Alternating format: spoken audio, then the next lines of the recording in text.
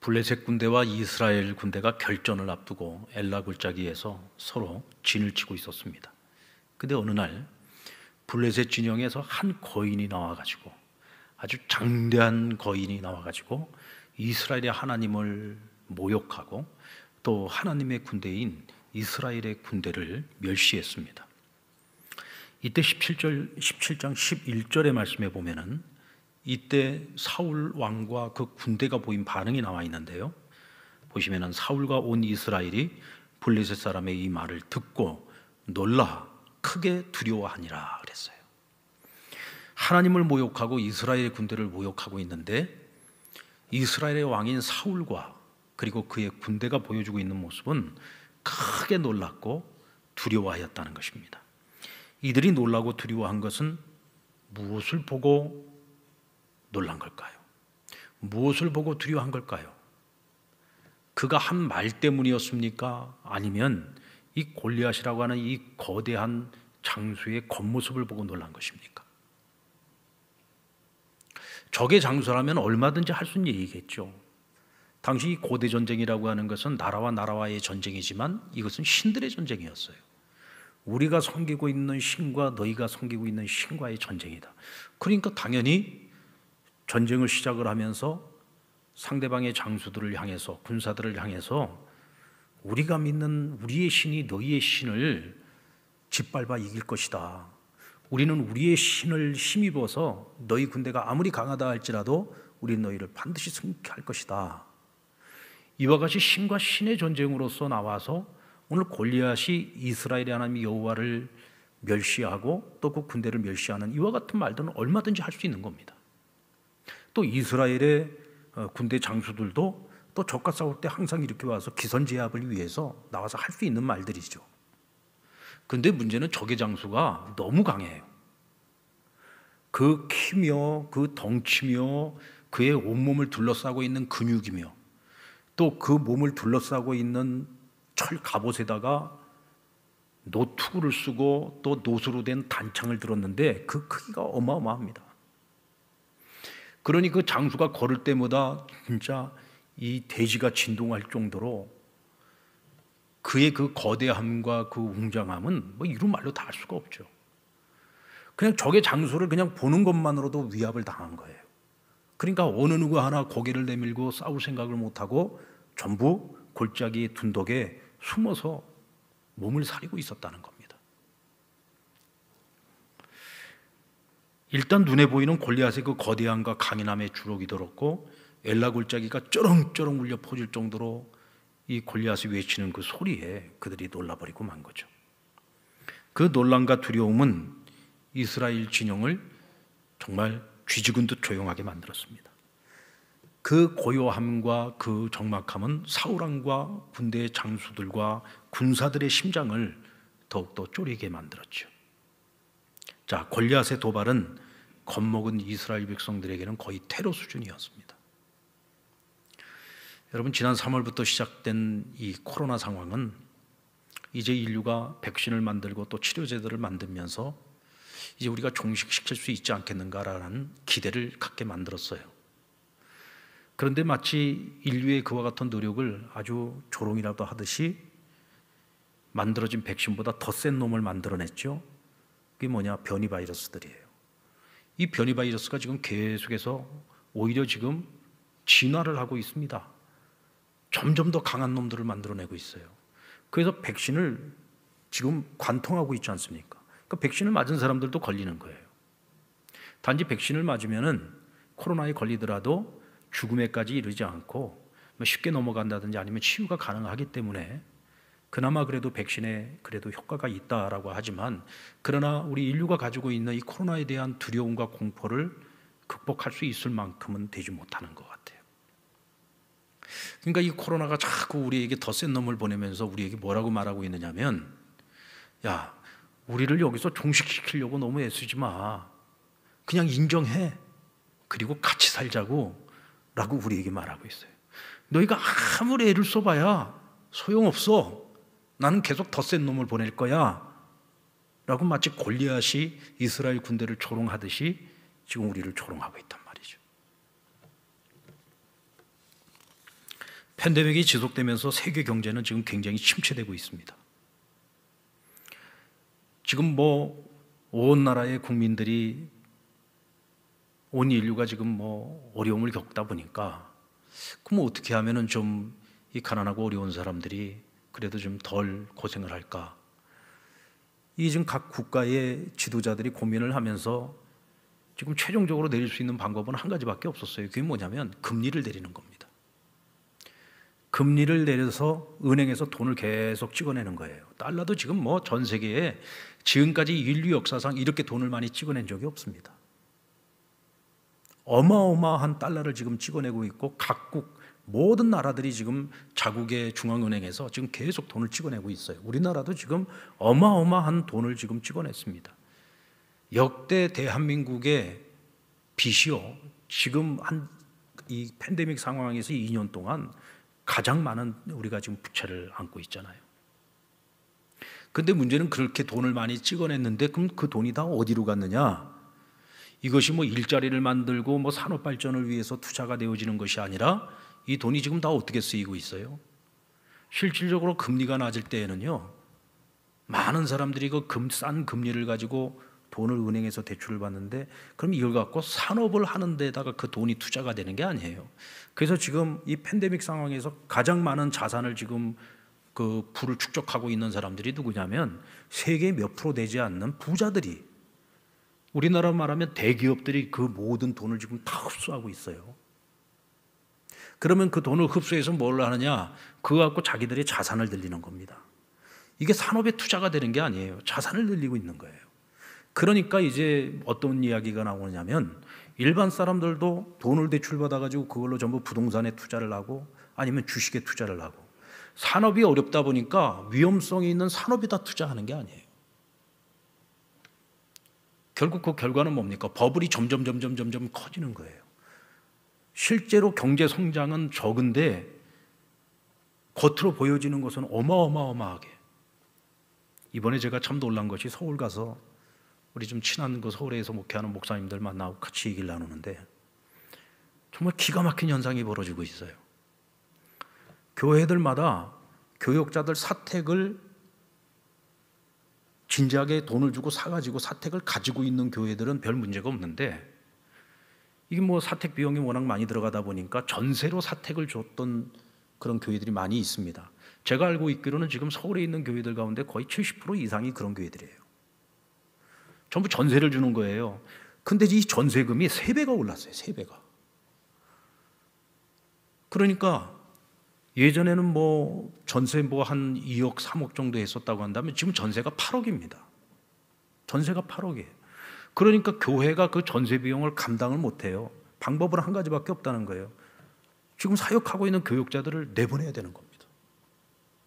지금 이런 현상들이 지금 서울에서 일어나고 있어요. 불과 2, 3년 전에 집값이 한 3억에서 4억 했던 집들이 지금요 12억, 13억을 합니다. 불과 2, 3년 사이에 집값이 3배가 뛴 거예요. 지금 전 세계 집값이 올라가고 있다고 하지만 지금 이 대한민국 집값은 이거는 정말 상식을 뛰어넘는 겁니다. 이건 있을 수가 없는 일이에요.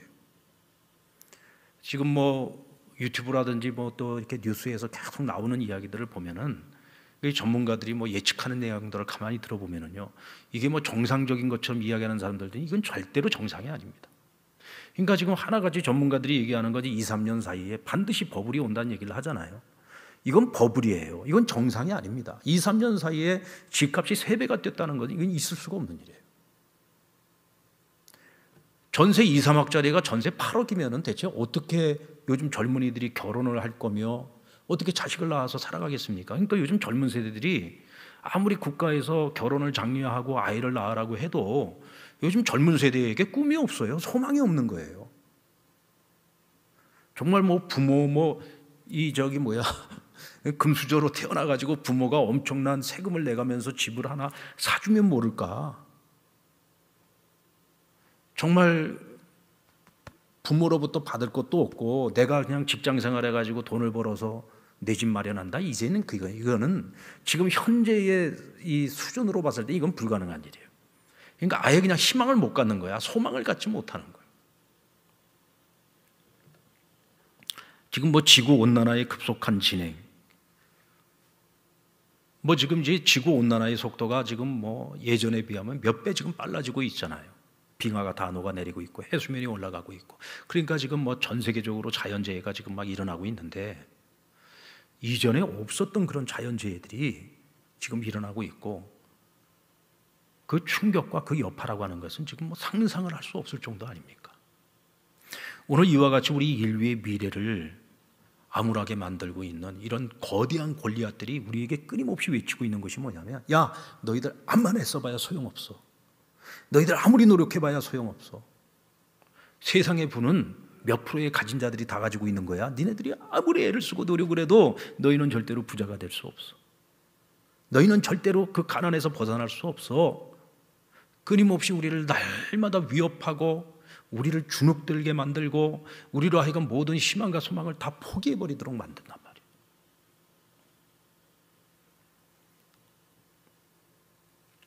이상과 현실이 너무 큰 갭을 보이고 있는 이 세상, 마치 너가 뭘 할 수 있어? 오늘 우리 믿는 자들이 열심히 기도하고 있으면, 야, 너 이거 기도한다고 문제가 해결되냐? 기도한다고 세상이 뭐 좀 나아질 것 같아?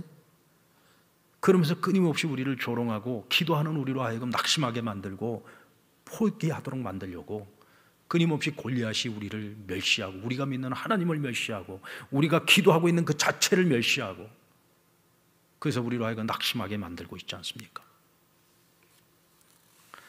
자, 오늘의 골리앗은 엘라 골짜기의 골리앗보다도 훨씬 더 무서운 무기를 들고 오늘 우리를 위협하고 있습니다. 아니, 우리로 하여금 아예 싸워볼 생각조차도 못하도록 아주 으르렁거리면서 우리를 지금 협박하고 있단 말이죠. 코로나라는 골리앗이, 버블이라는 골리앗이, 기후변화라는 골리앗이, 무엇보다도 불확실성과 두려움이라는 골리앗이 매일매일 우리의 마음을 주눅들게 만들고 우리에게 희망이라는 단어를 빼앗아가고 있습니다. 현실을 바라보라고 윽박지르기도 하죠. 자, 하지만 만약에 오늘 설교가 여기서 끝나버린다고 한다면, 야, 이건 뭐야? 그럼 대체 우리 어떻게 하라는 거예요? 우린 그냥 그 골리앗이 말하는 대로, 골리앗이 조롱하는 대로 그냥 다 포기하고 끝내야 되나? 여러분, 근데 냉정하게 생각을 해보면요, 결국 두려움은 두려움일 뿐이다. 그건 두려움은 두려움일 뿐이에요. 그 두려움을 이 골리앗이 우리에게 던져준다고 했을 때 우리가 그 두려움을 그냥 그대로 받아먹어요. 그럼 그 두려움이 우리가 가지고 있는 어떤 문제 하나라도, 단 하나라도 해결할 수 있느냐? 그것이 가정의 문제가 되었든, 자녀의 문제가 되었든, 뭐 직장의 문제가 되었든, 먹고 사는 문제가 되었든, 아니면 인류가 직면하고 있는 어떤 문제가 되었든, 우리가 두려워한다고 해서 그 문제 중에 해결되는 것이 단 한 가지라도 있느냐? 그렇지 않다는 거죠. 두려움은요, 우리의 내면 속에 딱 들어오는 그 순간서부터 점점 더 자기의 영역을 확장시켜 나갑니다. 그래서 그 어떤 것도 도전하지 못하게 만들고, 어떤 것도 희망을 갖거나 소망을 갖지 못하도록 모든 걸 다 차단시켜버려요. 그러니까 우리는 이 두려움이 내 안에 들어오기 전에 그것을 미리 막아버려야 되는 거예요. 여러분들, 엘라 골짜기의 골리앗을 우리 한번 떠올려 봅시다.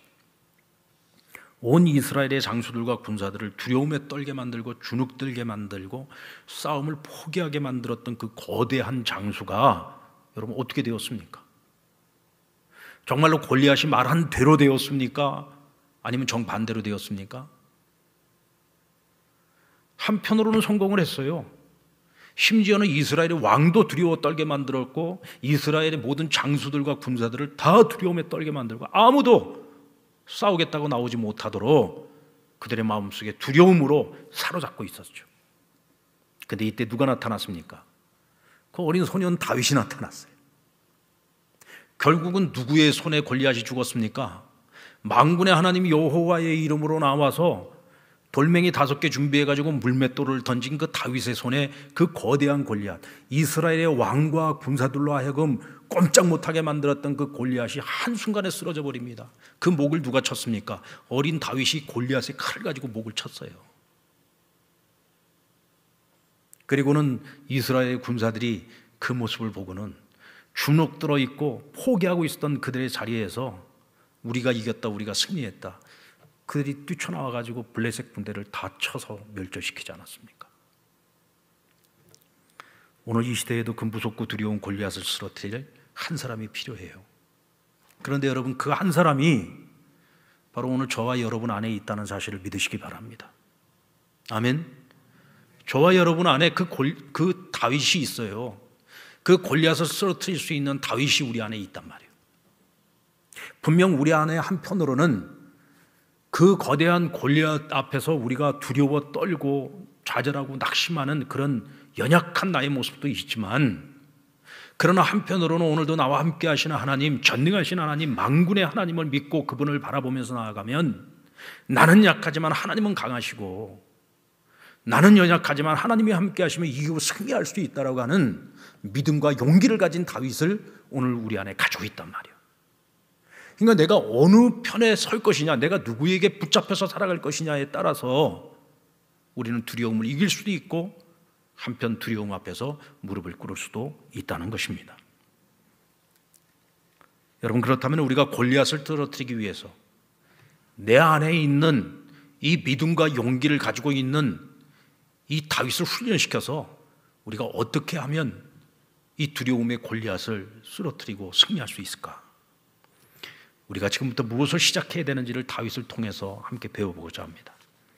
다윗이 만군의 하나님과 하나님의 군대를 능멸하며 이 골리앗에 대하여 분노하면서 골리앗을 쓰리겠다고 나설 때 누가 가장 먼저 그것을 가로막고 나섰느냐면 28절 말씀을 우리 같이 한번 읽어봅시다. 시작. 큰형 엘리압이 다윗이 사람들에게 하는 말을 들은지라. 그가 다윗에게 노를 바라여 이르되 내가 어찌하여 이리로 내려왔느냐? 들에 있는 양들을 누구에게 맡겼느냐? 나는 내 교만과 내 마음의 완악함을 아노니 내가 전쟁을 구경하러 왔노라. 지금 이 말을 한 게 누구예요? 다윗의 제일 맏형이었던 엘리압이라고 하는 사람이에요. 아니, 지금 동생이 아버지의 명을 받아서 지금 자기 형들에게 먹을 것을 가지고 왔어요. 근데 와서 보니까 이스라엘 군대가 싸울 생각은 안 하고 다 숨어 있는 거예요. 근데 골리앗이라고 하는 거대한 장수가 나와가지고 하나님을 멸시하고 이스라엘 군대를 멸시하고 있단 말이죠. 그러니까 그 모습을 보고 대체 저가 누군데 저렇게 우리의 하나님 여호와를 멸시하고 있느냐? 어찌 하나님의 군대를 저렇게 멸시할 수 있느냐? 그리고는 다윗이 분노를 했단 말이에요. 그런데 그런 모습을 보면서 지금 엘리압이 하고 있는 말이 뭐예요? 내가 진작에 네가 교만한 것을 알고 있다. 네가 그 교만한 것 때문에 지금 우리가 지금 전쟁하는, 너 지금 전쟁 구경하러 온 거 아니냐? 그러면서 다윗을 지금 꾸짖고 있는 거예요. 지금 너가 뭔데, 대체 니까짓 게 뭔데 지금 와서 이렇게 큰 소리를 치고 있어? 지금 이스라엘 내노라는 장수들도 지금 다 두려움에 떨고 있는데 어린 너가 대체 뭐라고? 대체 니까짓 게 뭔데? 그리고서 지금 다윗을 무시하고 있는 거예요. 근데 오늘 다윗을 보십시오. 형이 자기를 무시하는 이런 말을 하고 있어도요, 거기에 전혀 아랑곳하지 않습니다. 어떤 말을 할지라도 거기에 신경 쓰지 않아요. 왜? 내가 이와 같은 말을 할 수 있는 것은 내 뒤에 계시는 하나님을 내가 믿기 때문이에요.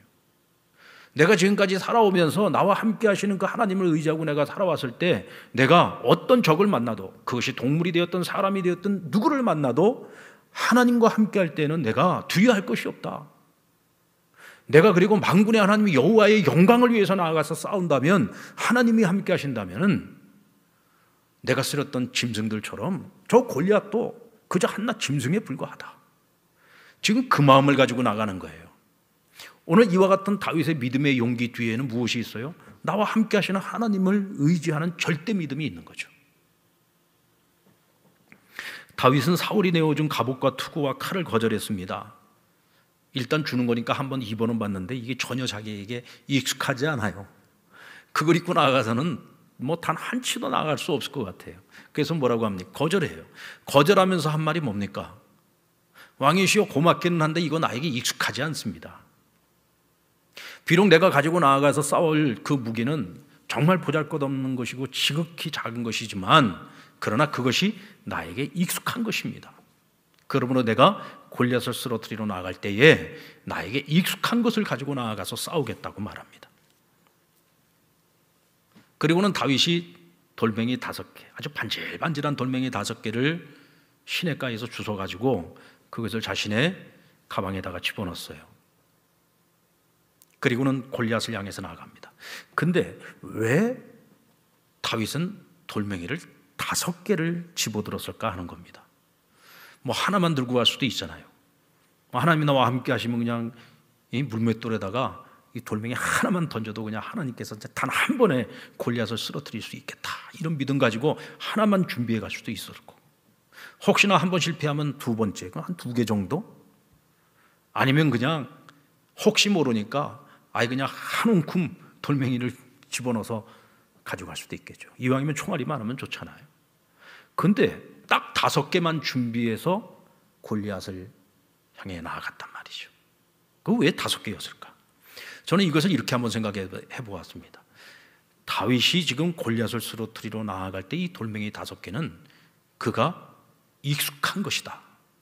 그가 평상시에 하나님과의 관계 속에서 익숙한 것 5가지를 가지고 나아간 것이다 라고 저는 한번 해석을 해봤습니다. 그 첫 번째는 승리의 경험이에요.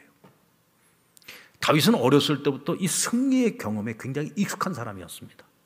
왜냐하면 양을 돌볼 때에도 항상 하나님이 나와 함께 한다는 그 믿음을 가지고, 그래서 때로는 사자가, 때로는 곰이 와서 그 자기가 돌보고 있는 양떼들의 그 새끼들을 갖다가 물어갈 때가 있단 말이에요. 그때에도 자기가 달려가서 그 맹수들에게서 그 어린 새끼를 빼앗아 왔다는 거예요.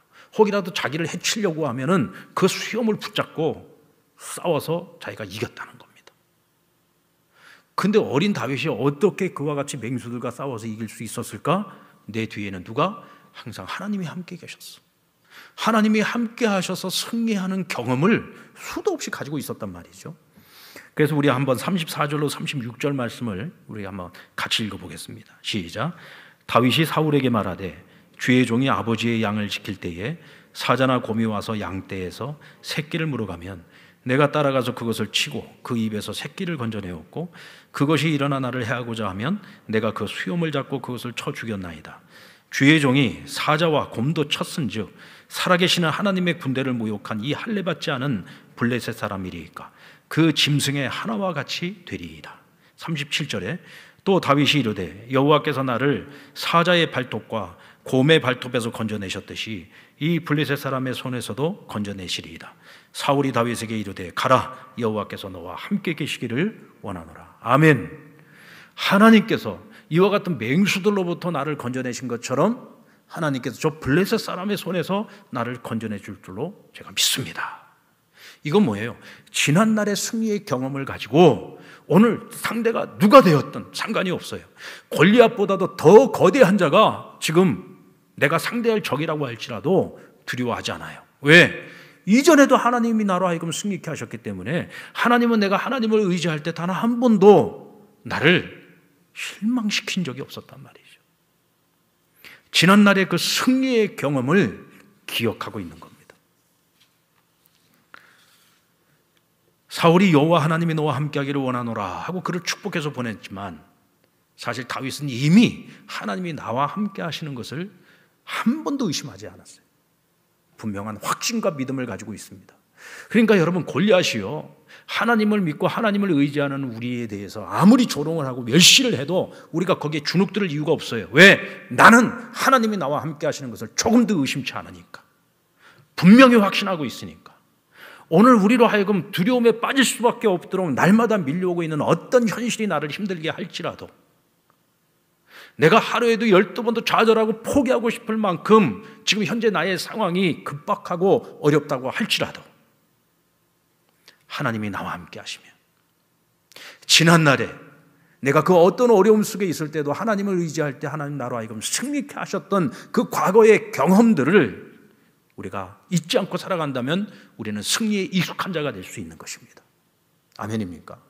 우리가 여러분 실패에 익숙해지면요, 우리는 늘 실패하는 인생을 살아갈 수밖에 없어요. 그런데 우리가 승리에 익숙해지는 삶을 기억하고 살아가면요, 우리는 언제나 승리하는 삶을 살아갈 수 있는 것입니다. 그리고 두 번째 돌멩이가 있습니다. 이것은 기도하기죠. 다윗에게 있어서 가장 익숙한 것이 있다면 그것은 기도하는 것입니다. 자, 오늘 다윗이 돌멩이 5개를 고르기 위해서 어디로 갔어요? 시냇가로 갔습니다. 시냇가는 여러분 산 꼭대기에 있습니까? 아니면 산 아래에 있습니까? 골짜기 아래에 있잖아요. 가장 아래로 내려가서 맨질맨질한 돌멩이 5개를 골랐습니다. 이 돌멩이를 고르면서 다윗은 무엇을 했을까요? 기도하는 거죠. 지금 다윗이 믿고 의지할 것은요, 하나님밖에 없어요. 돌멩이를 의지하겠습니까? 돌멩이는 그저 하나님이 사용하는 도구일 뿐인 거고, 내가 의지할 수 있는 건 하나님이에요. 어떤 돌멩이가 되었든지 간에 하나님이 함께 하시면 그 돌멩이가 엄청난 무기가 되는 거예요. 핵무기가 되는 거예요. 저 거대한 저 골리앗을 쓰러뜨릴 수 있는 비장의 무기가 되는 겁니다. 이 돌멩이가 그런 비장의 무기가 되도록 만들 수 있는 것이 뭐냐? 기도입니다. 다윗은 가장 밑바닥으로 내려가서 철저하게 하나님 앞에 기도했어요. 전적으로 하나님을 의지하면서 기도했어요. 하나님이 아니시면 안 됩니다. 하나님이 아니시면 안 됩니다. 모든 불가능성 가운데서도 하나님이 나와 함께 하신다면 그 모든 불가능이 가능성으로 바뀔 수 있는 줄로 믿습니다.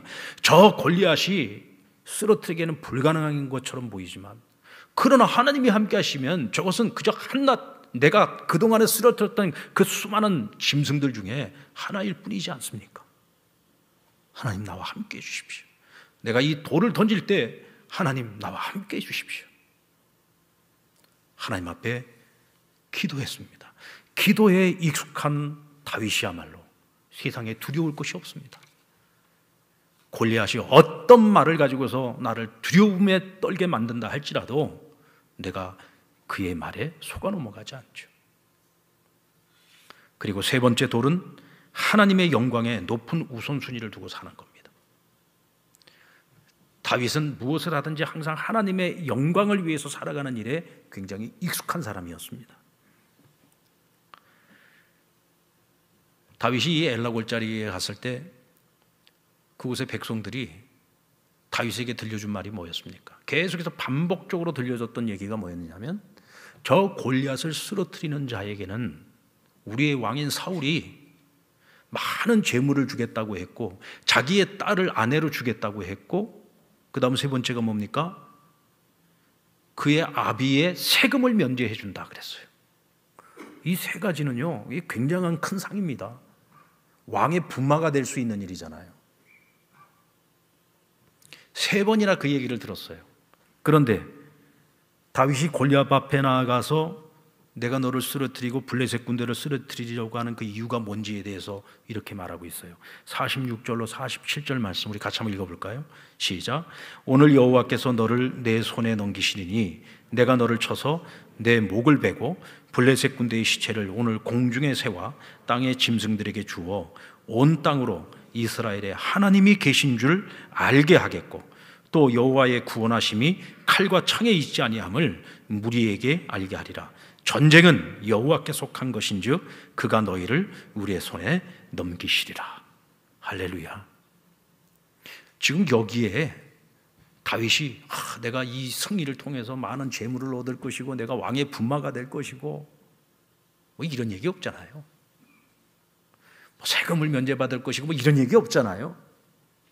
오직 하나님의 영광을 위하여, 우리 이스라엘 하나님 여호와 하나님은 살아계신 하나님이시라고 하는 것을 만천하에 알리겠다는 거예요. 오늘 저 골리앗을 쓰러뜨리는 것은 내가 하는 일이 아니라 나와 함께 하시는 하나님이 하시는 일이라고 하는 것을 모든 이들로 하여금 보게 할 것이고 알게 할 것이라는 겁니다. 오직 하나님의 영광에,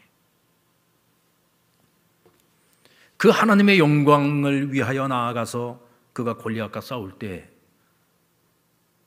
그냥 단번에 그를 쓰러뜨리고 말았습니다. 자, 그런데 여러분, 하나님께서는 그에게 승리만 주신 것이 아닙니다. 실제로 승리를 주셨고 또한 무엇을 주셨습니까? 많은 재물도 주셨고, 그에게 그의 딸 미가를 아내로 맞이하게 해주셨고, 세금을 면하여 주었습니다. 여러분, 솔로몬이 하나님께서 내가 너에게 무엇을 주기를 원하느냐고 구할 때, 하나님의 영광과 백성들을 위해서 지혜를 구할 때 하나님께서는 그에게 지혜만 주신 것이 아니죠, 더하여 세상의 부귀와 영화도 그에게 선물로 주셨습니다. 사랑하는 여러분, 하나님의 영광을 구하는 자들은 하나님께서 우리가 구하지 않는 것까지도 더하여 주십니다. 아멘. 너희가 먼저 그의 나라와 그 의를 구하면 이 모든 것을 더하여 주신다고 했어요. 이것이 하나님이 우리를 복 주시는 원리예요. 복을 주시는 원리예요. 더하여 주는 것이 먼저가 아니라 우리가 먼저 하나님 나라와 영광을 구하는 것이 먼저인 겁니다. 여기에 우리가 우선순위를 가지고서 무슨 일이 되었든 하나님의 이름을 위하여 우리가 하게 되면 하나님께서는 그 일을 통해 우리에게 승리를 주실 뿐만 아니라 우리가 구하지 않은 것까지도 더하여 주시는 것입니다. 어떤 경우에도 우리가 이득을 위한 싸움이 아니라 하나님의 영광을 위한 싸움이 되기를 주의 이름으로 축원합니다. 그리고 네 번째 돌멩이는 머뭇거리지 않고 빨리 달리는 거예요. 자, 오늘 골리앗 앞에 이 다윗이 나아갔을 때 골리앗이 처음에 앉아 있었던 것 같아요.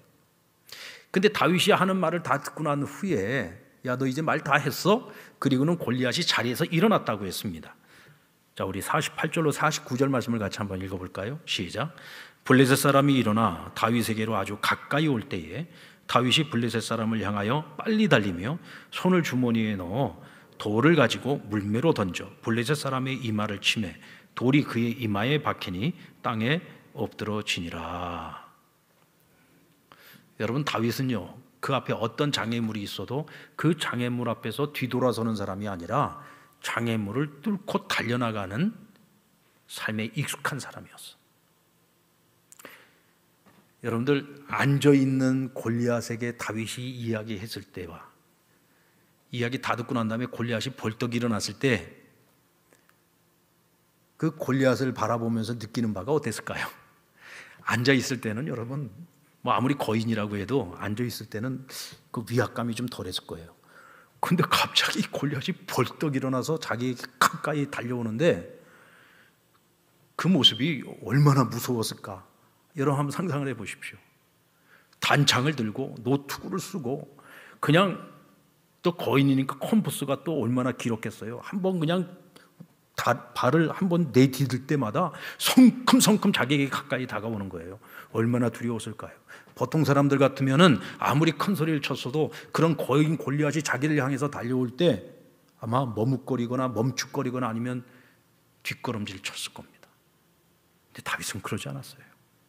오히려 자기를 위해서, 자기를 향해서 걸어오고 있는 그 골리앗을 향해서 빠르게 달려갔다고 했습니다. 여러분들, 우리가요, 어떤 두려움을 만났을 때 우리가 그 두려움을 극복하고 그래도 내가 그 두려움을 향해서 내가 돌진해 나가야 되겠다, 내가 이 두려움을 극복을 해야 되겠다, 그래서 뭔가 새롭게 도전을 해야 되겠고 새로운 뭔가 모험을 해야 되겠다라고 마음을 탁 먹었을 때는요, 이 두려움이라는 놈이 그냥 물러나지 않아요.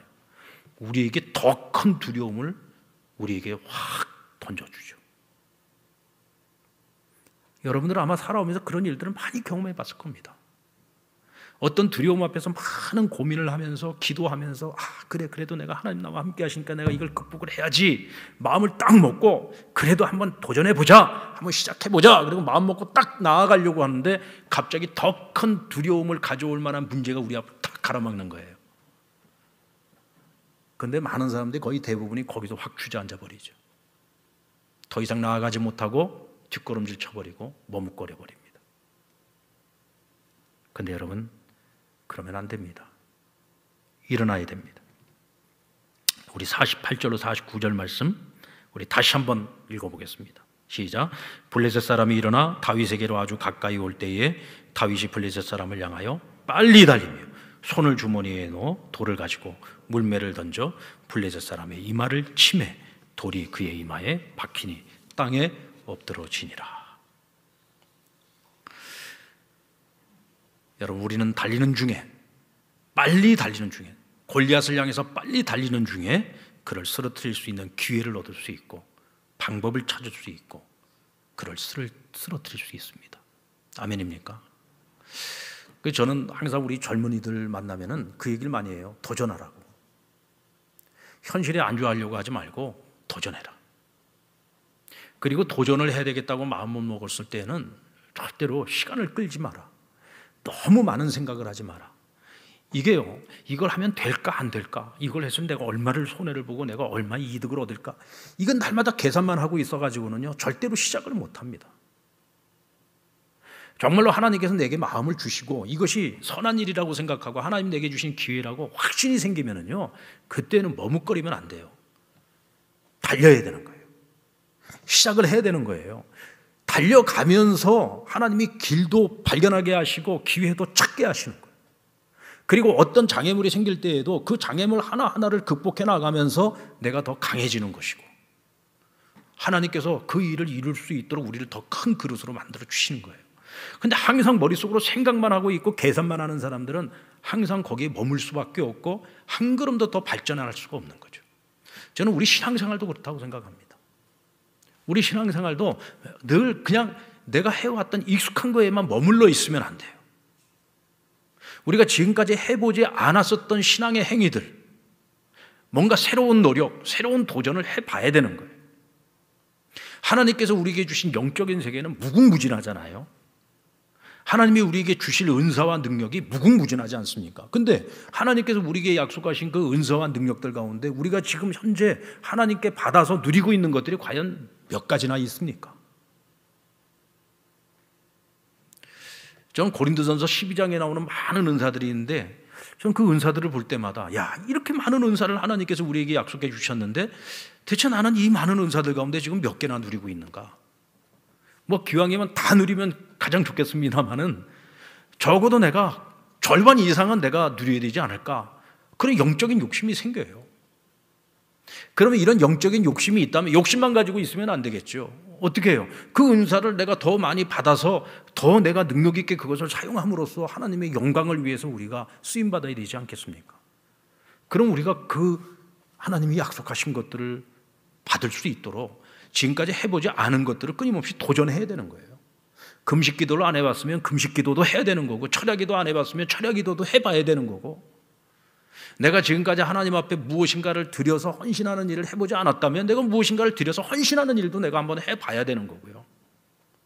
늘 나는 지금까지 이렇게 신앙생활을 해왔으니까 이만큼만 해도 되겠지라고 생각하지 말고 내가 지금까지 했던 것보다 조금 더 해보는 거예요. 그래야 우리가 영적으로 더 풍성한 것들을 우리가 받아서 누릴 수 있는 거죠. 그래야 우리가 하나님이 우리에게 약속하신 기적이라는 것도 좀 경험을 하면서 살지 않겠습니까? 그냥 늘 상식선에서만 사는 것이 아니라 기적이 상식으로 통하는 삶을 우리가 한번 살아봐야 되지 않겠느냐는 거죠. 다윗의 삶이 늘 그랬어요. 다윗의 삶이라고 하는 건 끊임없는 도전이었습니다. 끊임없는 도전이었어요. 그가 그와 같은 도전을 포기하지 않을 수 있었던 것은 늘 나와 함께 하시는 하나님, 그 하나님을 믿고 승리를 해봤던 경험들이 있으니까 그 경험을 토대로 해서 끊임없는 도전을 할 수 있었던 거죠. 자, 이제 마지막입니다. 5번째 돌멩이. 근데 왜 5개일까? 뭐 우리가 여러 가지 생각해 볼 수 있습니다만은 사무엘하 21장에 보면 이 골리앗의 친척들이 나오는데, 이 블레셋에는 골리앗 말고도 4명의 거인이 있었어요. 그 사무엘하 21장에 그들의 이름이 나와 있는데, 이스비보렙이라고 하는 사람과 삼이라는 사람과 가흠이라는 사람과 또 한 사람은 이름은 밝히지 않고 육손을 가지고 있다 그랬어요. 손가락이 6개인 자예요. 이들이 다 거인들이었습니다. 근데 이 5명의 거인 중에서 누가 가장 출중했냐? 이 골리앗이 가장 거대하고 가장 힘이 세고 가장 출중했던 것 같아요. 싸움을 가장 잘하는 사람이었던 것 같아요. 그러니까 골리앗이 대장군으로서 나온 거죠. 그런데 그 뒤에는 4명의 거인이 더 있는 겁니다. 다윗이 이런 생각을 하지 않았을까? 자, 내가 이 돌멩이 5개를 준비한 것은 내가 골리앗을 쓰러뜨리게 되면은 골리앗으로 끝나는 것이 아니라 골리앗이 쓰러지는 것을 보고 나머지 4명의 거인이 달려나올 수도 있지 않겠는가? 그러니까 나머지 4명까지 다 쓰러뜨릴 생각을 하고 돌멩이를 5개를 준비한 것이 아니겠는가라는 상상을 해봅니다. 그리고 또 한 가지 한번 생각을 해보는 거예요. 여러분, 늘 백발백중이었던 다윗이지만 때로는 처음 던졌던 것이 빗나갈 수도 있잖아요.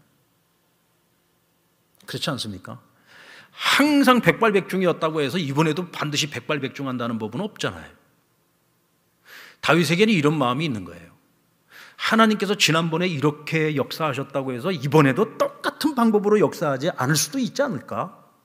어쩌면 하나님께서 한 두 번, 세 번에 걸쳐서 던진 세 번째 돌멩이에 골리앗이 쓰러뜨릴 수도 있고, 아니면 다섯 번째 돌멩이에 쓰러지게 할 수도 있지 않을까? 다시 말하면 하나님이 일하시는 방법을 자신이 경험했던 것을 가지고서 제안하는 것이 아니에요. 그래서 그는 준비를 하는 겁니다. 준비를 하는 거죠. 만약의 경우를 대비해서 준비를 하는 겁니다. 아니, 믿음을 가진 사람이 왜 그런 비상구를 만들어? 정말 믿음을 가지고 있다면 돌멩이 하나만 딱 가지고 나가서 그 하나의 돌멩이를 가지고서 쓰러뜨릴 생각을 해야지. 여러분, 과연 그것이 믿음일까요? 여러분, 믿음이라고 하는 세계를 내가 경험한 것만 가지고서 단정 짓지 말자는 겁니다. 그래서 우리는 늘 하나님 앞에 기도할 때 하나님께서 응답하실 때까지 한 번 기도해서 안 되면 두 번 기도해서 기도하고, 두 번 기도해서 안 되면 세 번 기도해서, 세 번 해도 안 되면은 하나님께서 응답하실 때까지, 응답하실 때까지. 그게 여러분 준비하는 신앙이죠. 다윗의 시편을 보십시오. 다윗이 기도해가지고 뭐 금방 하나님께서 응답을 해주신 경우들이 그렇게 많지 않습니다. 그래서 그 기다림의 시간이 너무 힘들고 너무 지쳐가지고 하나님 왜 나를 외면하시느냐고 때로는 하나님께 땡깡을 쓰기도 해요. 하나님만 원망하기도 하고 불평하기도 합니다. 하나님께서는 항상 즉답을 주시기만 하시는 분은 아니에요. 오히려 우리에게 훨씬 더 많은 시간을 기다리게 하시고, 그 기다림의 시간을 통해서 우리를 연단시키시고, 그 기다림의 시간을 통해서 준비하는 삶을 훈련시키십니다. 사랑하는 여러분, 준비하시기 바랍니다. 준비하시기 바랍니다. 무엇을 우리가 준비해야 되느냐? 하나님이 일하실 때를 준비해야 돼요. 하나님이 일하실 때를 준비해야 됩니다. 우리가 많은 경우에 하나님 앞에 기도는 열심히 하는데 기도하면서 정작 하나님이 일하실 때를 위한 준비를 안 하는 경우들이 많이 있어요. 여러분, 느헤미야를 보십시오. 느헤미야는 포로들이 귀환해가지고 그곳에 가서 성전을 짓고 또 성벽을 재건하고 그곳에 새로운 예루살렘을 건설하는 이런 모든 일들에 대해서 늘 기도했던 사람이에요. 그러니까 자기는 지금 가지를 못하니까 먼저 간 사람들이 어떻게 지내고 있는지 그것이 궁금해서 늘 사람을 보내서 그것을 연락을 받고 그것의 형편을 살피는 사람이었습니다. 그러면서 그는 항상 준비했어요. 나에게 그때가 오면 내가 그곳에 가서 어떻게 무슨 일을 해야 될 것인지를 늘 준비했습니다. 결국은 왕에게 나아가서 예루살렘으로 갈 수 있는 그 기회를 얻기 위해서도 철저하게 준비하지 않았습니까? 계획을 세웠어요. 여러분, 하나님께서는요, 부단히 하나님 앞에 우리가 기도하고 간구하는 것을 가지고서 계획하고 준비하는 사람들을 통해서 하나님은 일을 하시는 거예요. 하나님께서 아무리 일하시고 싶어도 우리가 준비가 안 되어져 있으면은, 우리가 지금 아무것도 하지 않고 있으면은 하나님이 우리에게 일하실 수가 없는 거예요. 적어도 여러분 5가지는 준비해야 되지 않겠습니까? 다윗처럼. 우리가 어떤 한 가지 목표를 가지고서 우리가 기도하고 있다고 한다면 적어도 그 목표가 이루어지도록 적어도 5가지는 우리가 준비하면서 하나님 앞에 기도하자는 겁니다.